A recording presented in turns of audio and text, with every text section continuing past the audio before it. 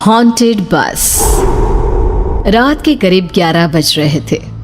सड़क पर इक्का तुक्का गाड़ियां चल रही थी। अपनी नाइट शिफ्ट खत्म करके शीला और निकिता बस स्टॉप पर खड़ी थी।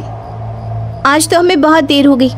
पता नहीं घर जाने के लिए हमें कोई साधन मिलेगा भी या नहीं। अगर कोई साधन नहीं मिला तो कहीं रात इसी बस स्टॉप पर ना बितानी पड़े। अपनी काली जुबान बंद कर। जब देखो तब उल्टी बातें ही करती है। अरे कुछ देर रुक जाना, कुछ ना कुछ मिल ही जाएगा। लेकिन काफी देर तक इंतजार करने के बाद भी उन्हें कोई बस नहीं मिलती। धीरे धीरे समय के साथ साथ सड़क पर चलने वाली गाड़ियों का दिखना भी बंद हो जाता है। अरे ये देख, अब तो सड़क पर एक भी गाड़ी नहीं दिख रही।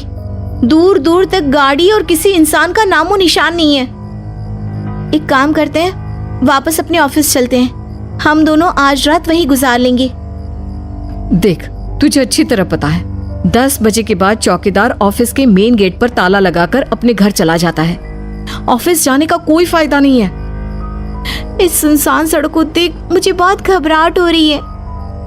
एक काम करना, उसी चौकीदार के घर चलते हैं। वो भी तो परिवार वाला है। हम बेफिक्र होकर आज रात उसके घर पर रुक सकते हैं। अरे पागल, चौकीदार 10 बाई 10 की खोली में रहता है। उसके 4 बच्चे हैं। भला वो हमें अपने घर में कौन सी जगह देगा। अब तू ना ये बेकार की बातें बंद कर और चुपचाप खड़ी रह। शायद कोई लिफ्ट ही मिल जाए। फिर काफी देर इंतजार करने के बाद आखिरकार एक नीले रंग की बस उनके सामने आकर रुकती है। बस का दरवाजा खोल कंडक्टर उन दोनों से कहता है, कहिए कहाँ जाना है आप दोनों को? देखिए मेरी पूरी बस खाली पड़ी है। मैं आप दोनों को आपके ठिकाने पर छोड़ दूंगा। इतना कहकर कंडक्टर मुंह में भरे पान की पिचकारी सड़क पर दे मारता है। निकिता, लोगों का कहना है कि कुछ महीने पहले इसी तरह अंधेरी रात में एक नीली बस के अंदर कुछ बदमाशों ने एक जवान लड़की की हत्या कर दी थी। इस बस का रंग भी नीला है। कहीं ये वही बस तो नहीं? कंडक्टर शीला की बात सुन लेता है और मुस्कुराते हुए कहता है, देखिए मेम साहब, उस घटना के बारे में मैंने भी सुना है। माना कि उस बस का रंग और मेरी बस का रंग एक है, लेकिन दुनिया में नीले रंग की एक ही बस तो नहीं है ना। ये तो सिर्फ एक इत्तेफाक है। देखिए हमारी बस में एक मेम साहब पहले से ही बैठी हैं, चाहे तो आप देख लीजिए। निकिता गर्दन उठाकर देखती है तो बस के पीछे वाले हिस्से में एक लड़की कंबल ओढ़े बैठी हुई थी। सही तो बोल रहे हैं भैया, बस में पहले से एक लड़की बैठी है। चल अब हम भी बैठ जाते हैं, वैसे भी बहुत देर हो गई है। अरे ठहर जाना निकिता, मुझे डर लग रहा है। अरे तुझे इतना ही डर लग रहा है तो तू यहीं खड़ी रहे, मैं तो चली। अरे तुम मुझे छोड़कर कहाँ जा रही है? मैं भी चलती हूँ। दोनों बस में जाकर बैठ जाती हैं। देखते ही देखते ड्राइवर बस को तेज रफ्तार में चलाना शुरू कर देता है। तभी शीला की नजर पीछे वाली सीट पर अकेली बैठी लड़की पर पड़ती है। उस लड़की की लाल आंखें और उसका आधा जला हुआ चेहरा देखकर शीला घबरा जाती है। सुन निकिता, हमारे पीछे जो लड़की बैठी है ना, उसकी आंखें एकदम खून की तरह लाल और चेहरा किसी चुड़ैल की तरह डरावना दिख रहा है। अरे छोड़ ना, कौन कैसा दिखता है, मुझे इन सब बातों में कोई दिलचस्पी नहीं है। मैं थोड़ी देर झपकी लेना चाहती हूँ, इसलिए अब तू अपनी बड़बड़ बंद कर प्लीज। बेफिक्र निकिता अपनी आंखें बंद करके बैठ जाती है। दूसरी ओर बस जंगल के रास्ते में पहुंची है। चारों तरफ घना अंधेरा और साथ ही जंगल में मौजूद जंगली जानवरों की डरावनी आवाजें शीला को और भी ज्यादा डराए जा रही थी।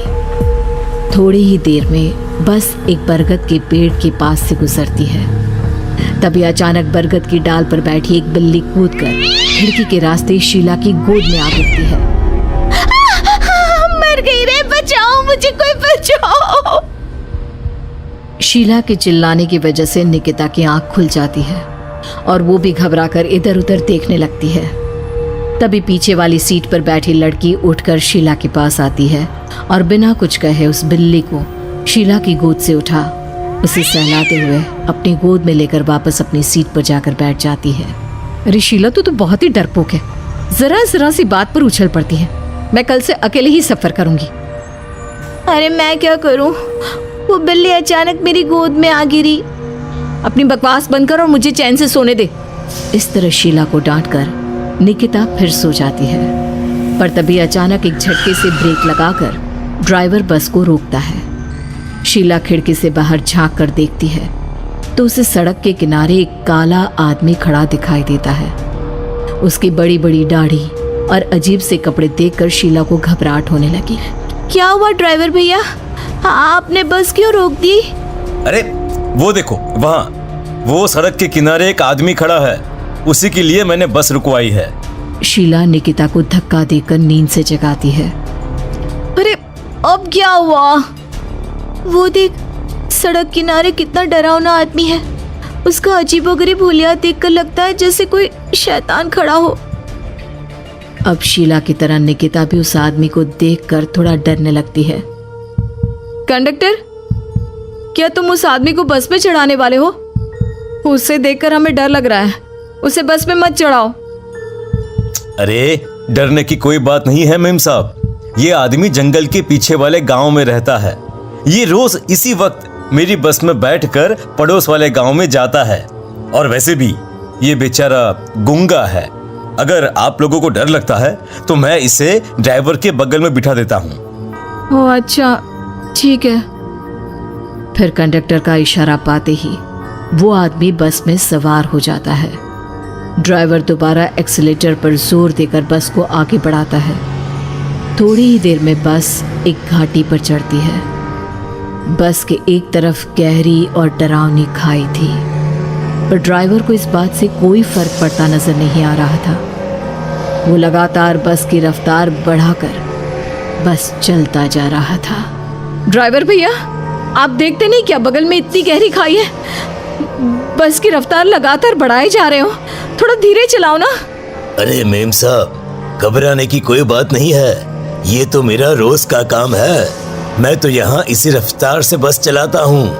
आप बेफिक्र होकर अपनी सीट पर बैठ जाइए, आपको कुछ नहीं होगा। ड्राइवर के कहने पर निकिता शांति से बैठ जाती है। कुछ दूर चलने पर अचानक ड्राइवर बस को सड़क के किनारे रोक देता है। शीला एक बार फिर खिड़की के बाहर झांक कर देखती है, लेकिन इस बार उसे कहीं कोई दिखाई नहीं देता। अरे अब क्या हुआ? तुमने बस क्यों रोक दी? यहाँ तो दूर दूर तक कोई भी नहीं दिखाई दे रहा। ड्राइवर उसकी बात का कोई जवाब नहीं देता, पर कंडक्टर बोल पड़ता है।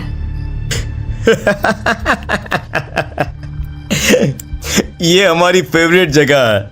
हम अपने सारे अच्छे काम यहीं पर करते हैं। अब हमारा प्रोग्राम खत्म होने के बाद ही बस यहाँ से आगे बढ़ेगी। इतना कहते ही कंडक्टर सीट के नीचे रखी एक शराब की बोतल निकालता है। अरे ये सब क्या है? तुम्हारे बस में सवारी बैठी है, उन्हें घर पहुंचाने की जगह तुम यहाँ सड़क के बीच में बस रोककर शराब पियोगे? बस में लड़कियों के बैठे हुए भी तुम्हें ये सब करते हुए शर्म नहीं आती? कंडक्टर कोई जवाब नहीं देता और मुस्कुराते हुए शराब पीने लगता है। तभी ड्राइवर और दूसरा आदमी भी कंडक्टर के साथ मिलकर शराब पीने लगते हैं। निकिता, मुझे इन तीनों के इरादे कुछ ठीक नहीं लगते। हमने इस बस में बैठकर बहुत बड़ी भूल कर दी। तू घबरा मत, मैं हमेशा अपने पर्स में छोटा सा चाकू रखती हूँ। उसके रहते ये तीनों हमारा कुछ नहीं बिगाड़ पाएंगे। देखो गज्जू भैया, हमारी बस में इस समय 3 जवान लड़कियां बैठी हैं। कहो सबसे पहले किसका शिकार किया जाए? मैं तो कहता हूँ कि सबसे पहले वो जो पीछे अकेले जो बैठी है ना, उसे पकड़ कर लाओ। उसके बाद इन दोनों का प्रोग्राम फिट करेंगे। ठीक है, जैसी तुम्हारी मर्जी। अब वो आदमी पीछे वाली सीट पर बैठी लड़की के पास पहुंचकर उसका हाथ पकड़ लेता है, लेकिन तभी अचानक उस लड़की की आंखें जरूरत से ज्यादा बड़ी और लाल होने लगती है। उसका चेहरा गुस्से से लाल और उसके मुंह से नुकीले दांत दिखने लगते हैं। अरे अरे अरे ये क्या? ये लड़की अचानक इतनी खतरनाक कैसे बन रही है? इतने में वो लड़की उस आदमी को उठाकर वहीं सीट पर पटक देती है। मुझे हाथ लगाएगा, तेरी हिम्मत! जोर से चीखते हुए वो लड़की उस आदमी पर हमला कर देती है और पल भर में ही उस आदमी का काम तमाम हो जाता है। ये देख ड्राइवर और कंडक्टर के होश उड़ जाते हैं। इतने में ड्राइवर अपनी जान बचाने के लिए तुरंत बस से बाहर कूद जाता है, पर तभी बस के पीछे की तरफ से तेजी से आ रहा एक ट्रक उसे कुचल कर चला जाता है। एक ही पल में अपने दोनों साथियों की मौत देख अब कंडक्टर के हाथ पैर कांपने लगते हैं। ये सब देख निकिता और शीला के भी होश उड़ जाते हैं। वो चुपचाप अपनी सीट पर ही छुप कर बैठी रहती हैं। अरे अरे अरे कौन हो तुम और तुम इतनी भयानक कैसे बन गई? अब वो लड़की गुस्से में गुर्राते हुए कंडक्टर का गला पकड़ लेती है। इतनी जल्दी मुझे भूल गए? कुछ महीनों पहले तुम तीनों ने बड़ी बेरहमी से मेरी हत्या की थी और फिर शहर छोड़कर भाग गए। कई दिनों से मैं तुम तीनों के इंतजार में भटक रही थी। आज जाकर मेरा बदला पूरा होगा। अब तू भी अपने साथियों की तरह जहन्नम पहुंच जाएगा। अब वो लड़की कंडक्टर को उठाकर बस के पास मौजूद खाई में फेंक देती है। कंडक्टर एक बड़े पत्थर से जा टकराता है और उसकी भी मृत्यु हो जाती है। दूसरी तरफ ये सारा नजारा देख शीला और निकिता बेहोश हो जाती है। अगली सुबह जब उन दोनों को होश आता है तो वो अपने आप को एक सरकारी अस्पताल में पाती है।